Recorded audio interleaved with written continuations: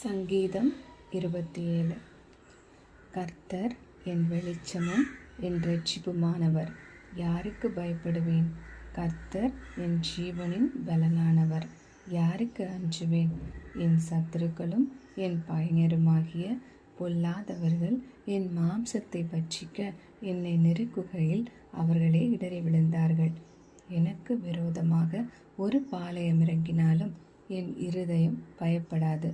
என் மேல் யுத்தம் எழும்பினாலும் இதிலே நான் நம்பிக்கையாயிருப்பேன்.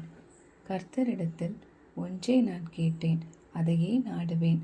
நான் கர்த்தருடைய மகிமையை பார்க்கும்படியாகவும் அவருடைய ஆலயத்தில் ஆராய்ச்சி செய்யும்படியாகவும் நான் என் ஜீவனுள்ள நாளெல்லாம் கர்த்தருடைய ஆலயத்தில் தங்கியிருப்பதையே நாடுவேன்.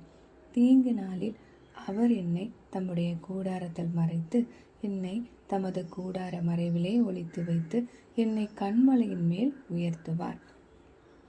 இப்பொழுது என் தலை என்னை சுற்றிலும் இருக்கிற என் சத்துருக்களுக்கு மேலாக உயர்த்தப்படும்.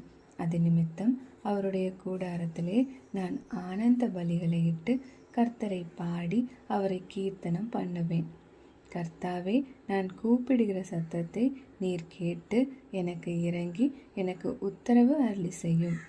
என் முகத்தை தேடுங்கள் என்று சொன்னீரே, உம்முடைய முகத்தையே தேடுவேன் கர்த்தாவே என்று என் இருதயம் உம்மிடத்தில் சொல்லிற்று. உமது முகத்தை எனக்கு மறையாதேயும், நீர் கோபத்துடன் உமது அடியேனை விலக்கி போடாதேயும்.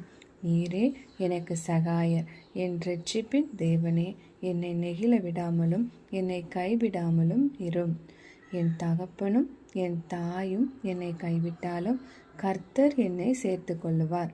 கர்த்தாவே, உமது வழியை எனக்கு போதித்து என் எதிராளிகளின் நிமித்தம் செவையான பாதையில் என்னை நடத்தும். என் சத்துருக்களின் இஷ்டத்துக்கு என்னை ஒப்புக்கொடாதேயும். பொய் சாட்சிகளும் ஆக்கிரமித்து சீறுகிறவர்களும் எனக்கு விரோதமாய் எழும்பியிருக்கிறார்கள். நானோ ஜீவனுள்ளோர் தேசத்திலே கர்த்தருடைய நன்மையை காண்பேன் என்று விசுவாசியாதிருந்தால் கெட்டு போயிருப்பேன். கர்த்தருக்கு காத்திரு, அவர் உன் இருதயத்தை ஸ்திரப்படுத்துவார்.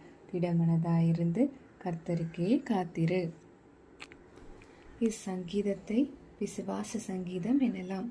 இதில் விசுவாச வார்த்தைகளும் விண்ணப்பங்களும் இணைந்துள்ளன.